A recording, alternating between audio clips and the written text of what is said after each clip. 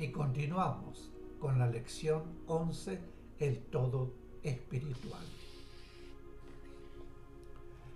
En un mundo como el nuestro, la experiencia del amor comprende determinadas superaciones que es necesario lograr y determinados obstáculos que es imprescindible salvar.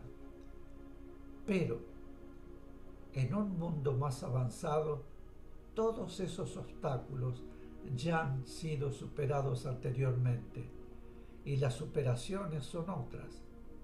Nosotros no podemos siquiera imaginarlas, porque tendríamos que estar en ese medio de vida para saber cuáles son las superaciones que presenta la ley allí. Cuando han sido logradas todas las superaciones necesarias en ese mundo, si fuere menester continuar las experiencias en otro mundo en puntos más avanzados, lo hará.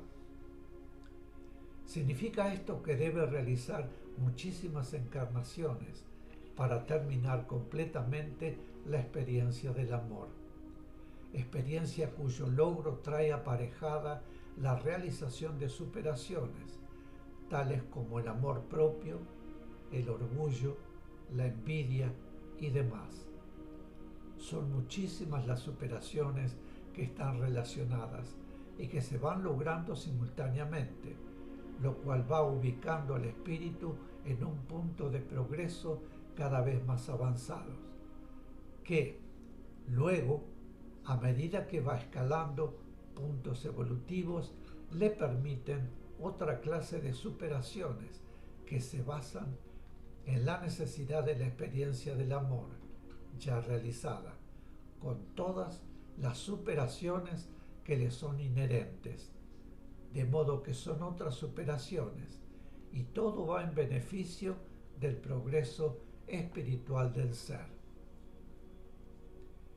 Claro está que un ser que pide y realiza una experiencia prolongada, pero completa, con todas las superaciones necesarias, progresa evolutivamente con mucho mayor rapidez que aquel que la pide en forma fragmentada, porque en esa forma, cuando después de algunos siglos se encarna de nuevo, si durante ese tiempo no ha trabajado intensamente en el plano astral, ayudando a seres encarnados a obtener esas superaciones que a él le conciernen, deberá comenzar de nuevo con superaciones que quedaron incompletas, lo cual hace mucho más prolongado el proceso de obtención de la superación necesaria y también el proceso de progreso evolutivo.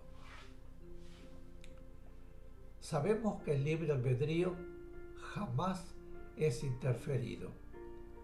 La ley permite a cada ser hacer lo que desea de sí mismo y le da todas las oportunidades de acuerdo con su propia voluntad. Cada ser tiene su propia voluntad que expresa por vibración. Su voluntad se refleja en la ley y la ley actúa para proporcionarle las oportunidades en la medida que el ser las desea y puede. Pues también podría darse el caso que el ser deseara más de lo que él puede, de modo que la ley permite y da al ser hasta donde el ser puede. Pregunta: ¿puede el ser elegir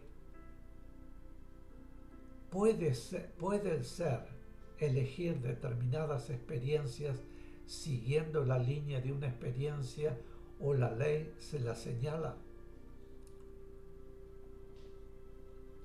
Voy a repetir esta pregunta. ¿Puede el ser elegir determinadas experiencias siguiendo la línea de una experiencia o la ley se la señala? Explicación. La ley le proporciona las experiencias que necesita ir superando dentro de la experiencia que debe realizar el ser. cuando ha desencarnado y debe reencarnar, puede elegir lo que él mismo sabe que necesita. La ley lo concede si corresponde concederlo. Si no lo concede, es porque no corresponde. En algunos casos, aun cuando no le corresponda, la ley puede concedérselo, a fin de que el ser se convenza a sí mismo y se ubique debidamente. En algunos casos, los seres se sobreestiman y podrían realizar reencarnaciones que no redundarían en progreso para ellos, sino que, por el contrario, podrían perjudicarlos, demorarlos en su ritmo evolutivo. Entonces, la ley puede proporcionarles una vida durante la cual el ser tenga la oportunidad de comprender hasta dónde llegan sus posibilidades y no vuelva a engañarse. Pregunta: ¿la proyección de la partícula espiritual es a un mundo o a un plano?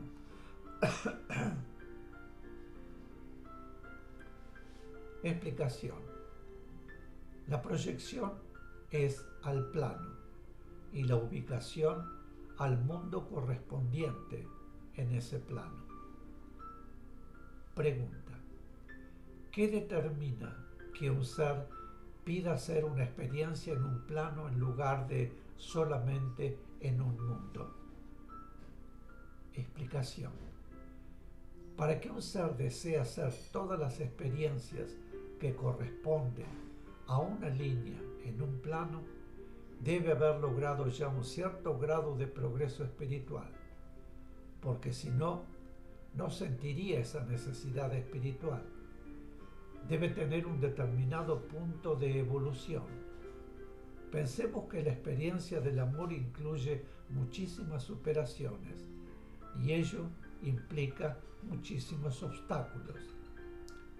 Lo estamos viendo ahora nosotros, a pesar de saber que tenemos un determinado punto de evolución y que si atendiéramos más el aspecto espiritual de la vida, nos beneficiaríamos mucho y seríamos más felices. Pero el medio nos apaga un poco, nos absorbe bastante y nos impide mucho. Sin embargo, cualquiera de los que conforman nuestro grupo estaría en condiciones de, una vez terminada en este mundo la experiencia del amor, por ejemplo, continuaría en otros mundos en este mismo plano. En cambio, un ser que ha hecho pocas encarnaciones, que todavía está muy dominado por los aspectos humanos terrenos, por los aspectos materiales, no pide eso a la ley, porque no siente esa necesidad espiritual. Además, ese pedido a la ley solo puede hacerse antes de que el espíritu, es decir, el todo, proyecte una partícula para determinada experiencia. El pedido no puede efectuarse teniendo una partícula proyectada. Las primeras encarnaciones en hombres primitivos son siempre guiadas por seres que constituyen núcleos espirituales elevadísimos, que tienen la tarea de guiar a los seres en sus primeras encarnaciones humanas, en las primeras experiencias espirituales como hombres. Perdón. Los seres que efectúan sus primeras encarnaciones no están en condiciones de pedir nada porque no conocen y no pueden pedir lo que ignoran. No sienten más que lo necesario para sus vidas iniciales, de modo que son guiados.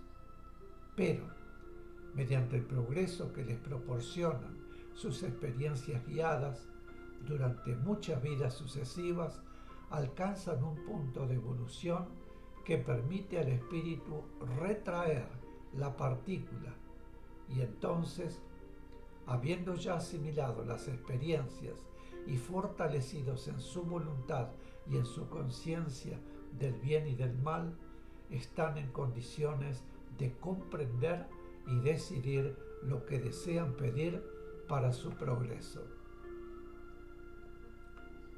Pregunta: ¿cuál es el proceso para que los seres se encarnen en el plano y mundo que corresponden a su punto evolutivo? Explicación: un plano físico y dentro de él los diferentes mundos reclaman vida evolucionante que conformará progresivamente los tres reinos de la naturaleza y luego su humanidad. Todo es en función de reclamo y respuesta a través de la ley de evolución. Según sea el punto de la evolución en el mundo físico, su reclamo llega por ley al plano espiritual, que corresponde, y desde él, como respuesta, y siempre regidos por la ley, los seres que por su punto evolutivo necesitan realizar experiencias en ese mundo, proyectan su partícula espiritual a ese mundo.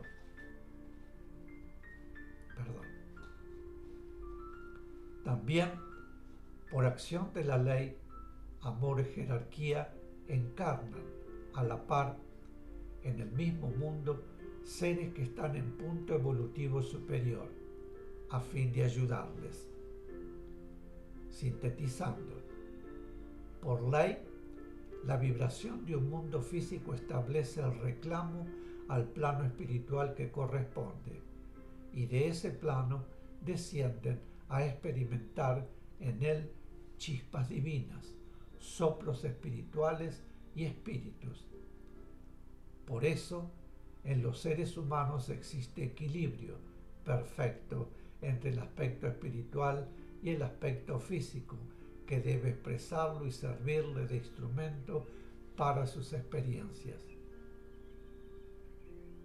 Pregunta: cuando es retraída la partícula espiritual que el ser proyecta para sus primeras experiencias humanas?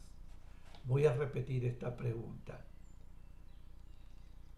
¿Cuándo es retraída la partícula espiritual que el ser proyecta para sus primeras experiencias humanas? Explicación: la partícula espiritual es retraída por el ser cuando llega a un punto determinado de progreso, obtenido mediante las experiencias que ha realizado y la orientación que ha recibido de las mentes superiores que lo han guiado en ese cúmulo de experiencias, las que forman una base que le permite tomar conciencia de su propia necesidad. Entonces puede pedir él mismo luego las experiencias que desea realizar. Decíamos que las primeras experiencias de encarnación humana son guiadas por mentes superiores, que le proponen al ser que ha encarnado en su partícula proyectada todas las experiencias necesarias para, a través de sucesivas encarnaciones, poder adquirir una sabiduría básica que después, cuando la partícula en un determinado momento es retraída, luego del número necesario de reencarnaciones, unos necesitan más y otros necesitan menos, de acuerdo con la mayor o menor rapidez en asimilar las experiencias que van realizando.